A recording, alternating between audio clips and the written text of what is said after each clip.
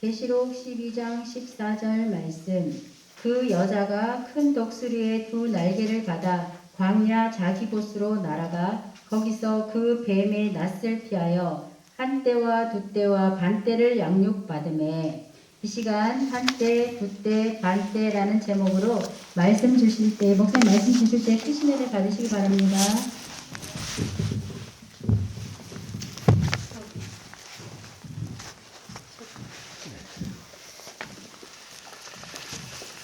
네, 감사합니다. 한때, 두때, 반때 7년 대환란을 믿는 자 중에 다들 아시겠지만 전 3년반과 후 3년반으로 나뉘죠. 이 전 3년반과 후 3년반의 차이가 있다면 바로 기근에 있습니다. 기근. 우리가 보통 기근이라고 하게 되면 농사가 안 되거나 가물어가지고 추수할 수 없어서 생계에 문제가 생겼을 때를 기근이라고 얘기하는데요. 성경에서의 기근은 무엇을 얘기하느냐? 말씀을 듣지 못하는 것이 기근이다 그랬습니다. 말씀을 듣지 못하게 되면은 답이 없죠. 답이 없으면은 해결책이 나오질 않습니다. 그러니 삶이 컴컴하죠. 인생이 길이 안 보이고 빛이 없게 되는 거죠. 일반적으로 사람들은 이제 전 3년반에는 말씀을 들을 수 있다. 그러나 후 3년반에는 들을 수 없다라고 얘기를 합니다. 근데 사실은요, 하나님의 말씀을 떠난 자는 전 3년반이고 후 3년반이고 상관없이 기근을 만난 겁니다. 기근. 말씀은 떠난 자의 삶 자체가 그게 바로 기근. 그러니까 후 3년반에 오는 기근이 전 3년반에도 개별적으로 올 수가 있는 거죠. 이게 좀 시각을 좀 넓게 보시면 되겠습니다. 아모스 8장 11절에 그 말씀이 있죠. 내가 기근을 땅에 보내리니 양식이 없어 주림이 아니며 물이 없어 가람이 아니요 여호와의 말씀을 듣지 못한 기갈이라 그랬습니다. 말씀이 없게 되면은 묵시가 없어집니다. 묵시가 없으면은 사람이 어떻게 되느냐? 방자해집니다. 그래서 잠언 29장 18절에 보게 되면은 묵시가 없으면 백성이 방자히 행하거니와 율법을 지키는 자는 복이 있느니라 그랬습니다. 그러니까 말씀을 못 받으니까 방자해지고 말씀을 못 받으니까 사람이 하나님의 말씀을 배반하게 되는 거죠. 방자하다. 무슨 뜻인가? 삼가하지 않고 제멋대로 한다라는 뜻이 방자하다는 뜻입니다. 성경에도 그런 시대가 있었습니다. 어느 시대죠? 사사시대. 사사시대는 왕이 없으므로 사람이 각기 소견에 옳은 대로 행하였더라 그랬습니다. 그러니까 말씀이 없으니까 묵시가 없고 그러니까 자기 소견에 좋은 대로 하고 그러니까 자기 중심적으로 사는 사람들을 바로 방자한 사람이라고 성경은 얘기하고 있습니다. 하나님의 말씀, 가라사대죠. 가라사대. 이 말씀이 없는 세상은 절제가 없습니다. 절제가 없는 삶에는 진실이 있을 수가 없죠. 노아 때가 그랬습니다. 노아 때는 거짓말하는 세상이기 때문에 어디를 가도 믿을 만한 사람이 없었다라고 얘기하고 있습니다. 오늘 우리가 엘리야 시대 때, 그러니까 엘리야 때, 한때, 두때, 반때의 교훈을 통해서 성경 말씀을 상음하고자 합니다. 종말을 1260일이라고도 하고 42달이라고도 하고 한때, 두때, 반때라고도 하죠. 이 말씀이 모여 있는 것이 바로 계시록 11장입니다. 11장 2절에 보면은 성전 밖은 청량하지 말고 그냥 두라. 이것을 이방인에게 주었은즉 저희가 거룩한 성을 42달 동안 짓밟으리라. 42달 나오죠. 계시록 12장 6절에도요. 그 여자가 광야로 도망하며 거기서 1260일 동안 저를 양육하기 위하여 하나님의 예비하는 곳이 있더라. 14절에는 큰 독수리의 두 날개를 받아 광야 자기 곳으로 날아가 거기서 그 뱀의 낯을 피하여 한때, 두때, 반때를 양육받으매 라고 기록하고 있습니다. 이것이 모두 3년 6개월, 42달, 한때, 두때, 반때 다 같은 의미죠. 이 말씀을 엘리야 시대하고 좀 연관해서 생각을 해보게 되면요. 엘리야 시대도 기근이 있었죠. 말씀에 기근이 있었습니다. 하나님의 말씀을 듣지 못하는 기근이 있었는데 궁극적으로 하나님의 말씀을 듣지 못하는 때가 있었다는 겁니다. 말씀을 뜻대로 믿지 않는 자들이 있었다는 것입니다. 물론 전 3년반에는 하나님의 말씀이 충분하게 나옵니다. 그러나 후 3년반에는 말씀이 나오질 않죠. 그때는 말씀을 폐하고 성경도 폐한다 그랬으니까. 그러나 제가 서두에 말씀드렸듯이 전 3년반에도 말씀이 나오지만은 말씀을 믿지 않고 상관없이 사는 사람은 역시 기근을 만난 사람이라고 말씀드렸습니다. 한때, 두때, 반때. 헬라어로 카이로스죠. 카이로스. 시간에는 두 가지 종류가 있습니다. 크로노스. 우리가 1시, 2시, 3시, 10시 이렇게 일상적인 시간을 나타내는 게 크로노스고, 카이로스는 하나님이 예정한 때를 말할 때 카이로스라고 얘기를 합니다. 카이로스는 하늘에서 주는 기회, 그러니까 한때, 두때, 반때, 세상의 시간이 아닙니다. 하나님이 정한 때를 말할 때 카이로스라고 얘기를 하죠. 하나님은 이처럼 한때, 두때, 반때라고 했습니다. 때를 세 가지로 나누신 거죠. 1260일, 42달, 한때, 두때, 반때. 표현 방식이 날에서 1260일, 날이죠. 그 다음에 42달, 달로 점진적으로 넘어가죠. 그리고 한때, 두때, 반때, 연으로 넘어가죠. 엘리야 때 전 3년반과 후 3년반, 그러니까 한때, 두때, 반때를 엘리야 때를 비교해서 얘기하자면요. 엘리야 선지자를 예를 들어서 얘기하자면요. 자기를 건축하는 기간입니다. 자기를 건축하는 기간. 엘리야 때 기근은 우로가 없었다 그랬는데 우로, 비와 이슬이죠. 비와 이슬입니다. 이스라엘에는 두 번의 우기가 있습니다.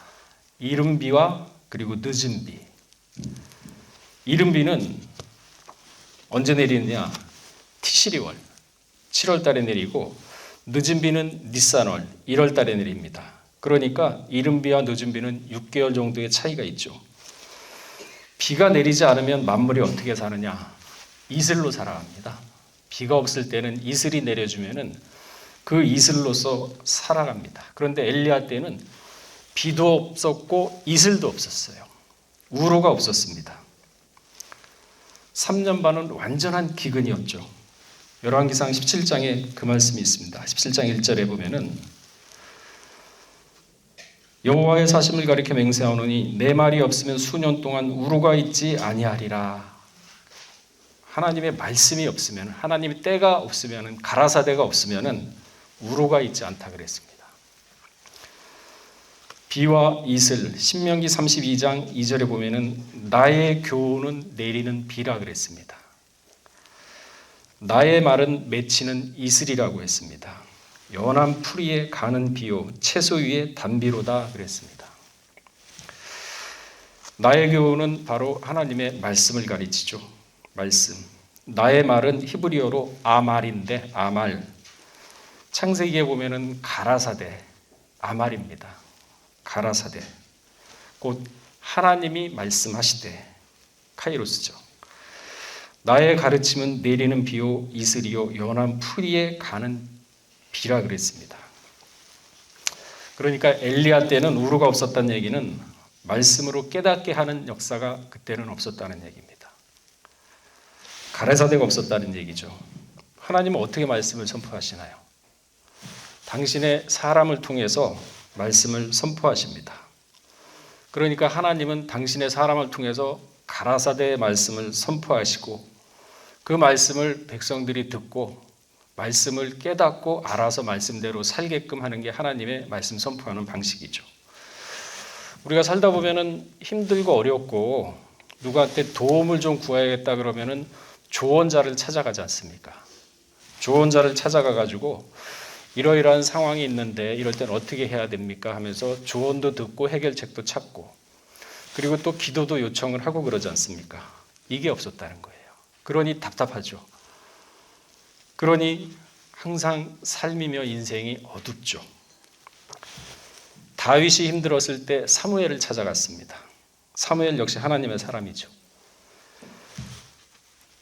가라사대의 말씀을 듣기 위해서 다윗은 사무엘을 찾아갔던 겁니다. 이처럼 조언자가 있어야 되는데 그게 없었다는 거죠. 신명기 8장 3절에 보면은 너를 낮추시며 너로 줄이게 하시며 또 너도 알지 못하여 내 열조도 알지 못하는 만나를 내게 먹이신 것은 사람이 떡으로만 사는 것이 아니요 여호와 입에서 나오는 말씀으로 사는 줄 너로 알게 하심이니라. 말씀이거든요.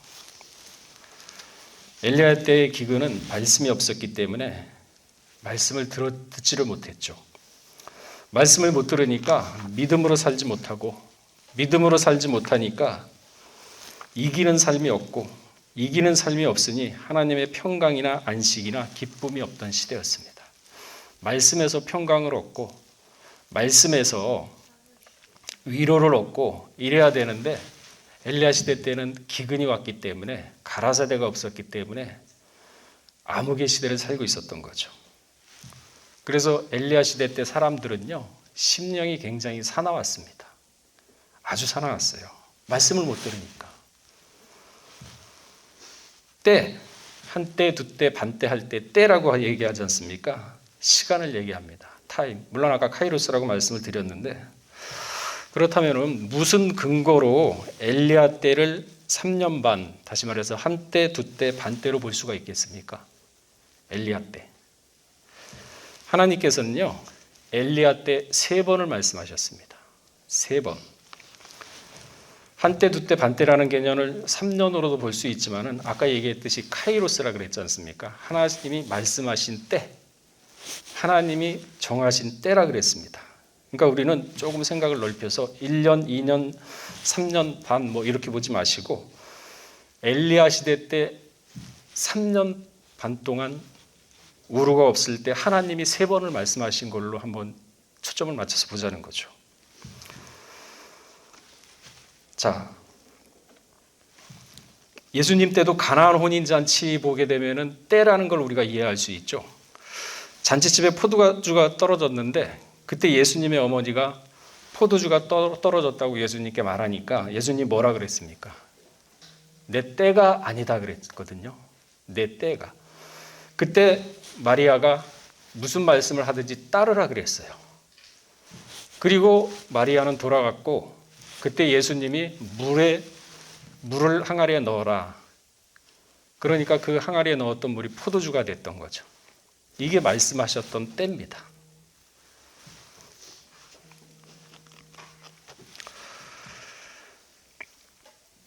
그러니까 하인들에게 전하기를 무슨 말씀을 하든지 그대로 순종하라. 가라사대 하면은 순종하라. 곧 즉시라는 얘기죠. 하나님의 말씀은 곧입니다. 말씀을 하실 때 역사가 일어나고 기적이 일어나는 겁니다. 가라사대 빛이 있으라 그 말씀을 하심에 빛이 있었던 것처럼 예수님 말씀도 곧 창조죠. 왜? 본체가 하나님이시니까. 그래서 잠언서 15장 23절에 보면은 때에 맞는 말이 얼마나 아름다운고 때에 맞는 말이 아름답다 그랬지 않습니까? 3년 반 기근 동안에 하나님은 엘리야에게 3번을 말씀하셨는데 첫째 뭐라고 말씀하셨습니까? 그릿 시냇가로 가라. 그릿 시냇가로 보냈습니다. 열왕기상 17장 3절에 그 말씀이 있죠. 두 번째 사르밧으로 가라. 2번 말씀하셨습니다. 열왕기상 17장 9절. 그리고 세 번째 아합 왕에게 나가라. 열왕기상 18장 1절에 그 말씀이 있습니다. 그린 시냇가로 가라. 한때. 사르밧으로 가라. 두때. 아합에게로 가라. 반때로 볼 수가 있는 거죠. 열왕기상 18장 1절에 보면 많은 날을 지내고 제3년에 여호와의 말씀이 엘리야에게 임하여 가라사대 너는 가서 아합에게 보이라. 내가 비를 지면에 내리리라. 아합에게 보여라. 그러면 그때는 비를 내리겠다. 세 번째 말씀하실 때 비를 내리겠다는 얘기죠.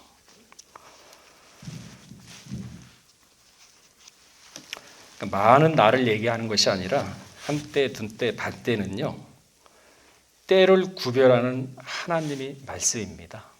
때를 구별하는.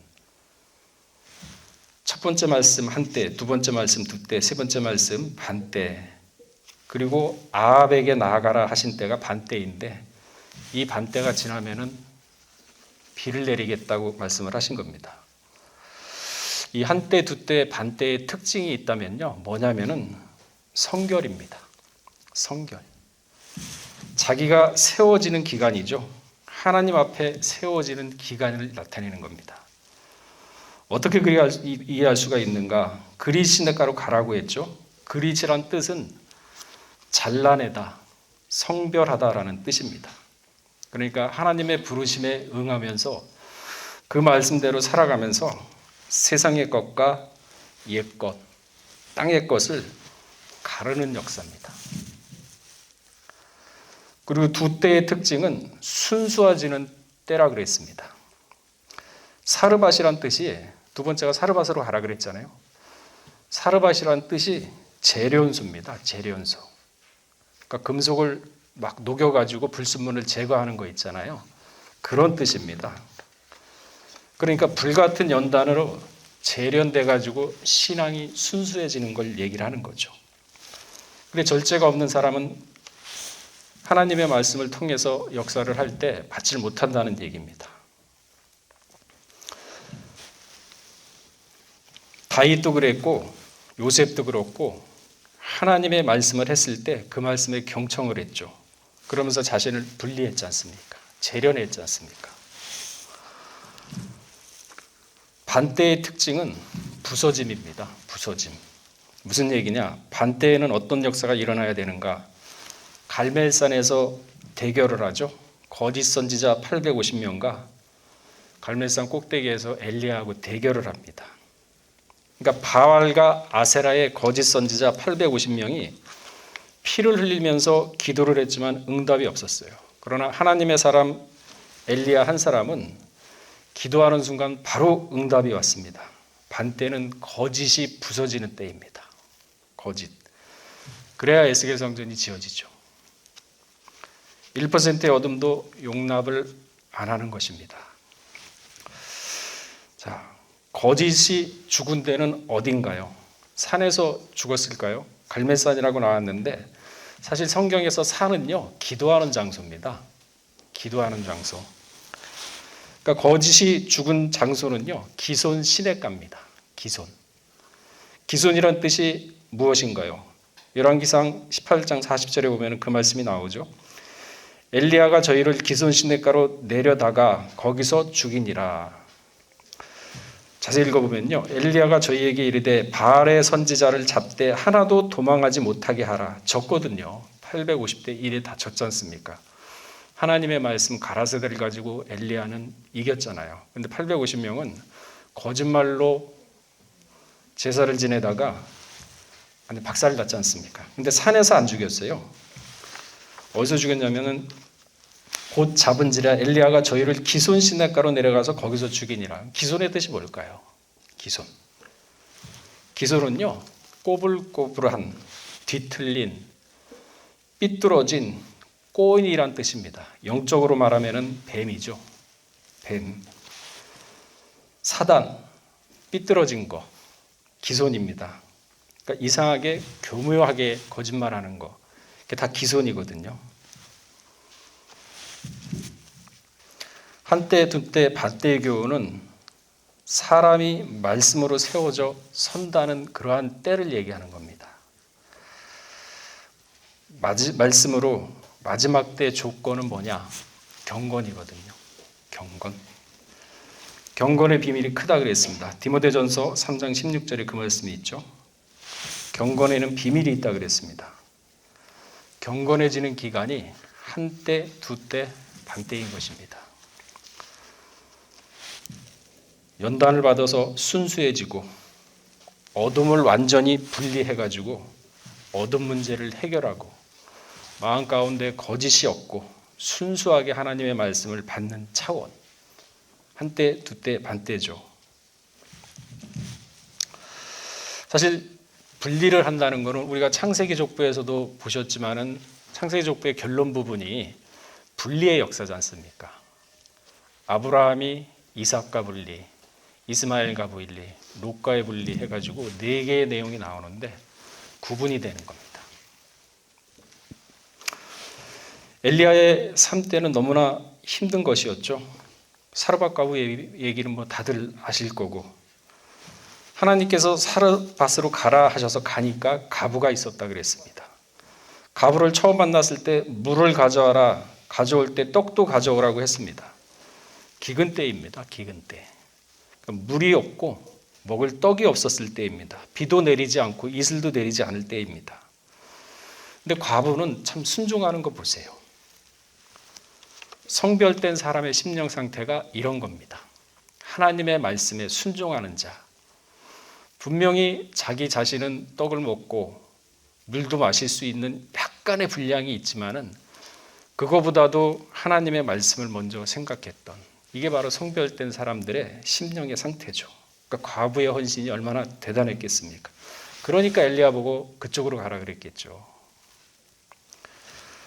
물이 금보다 귀한 때였습니다.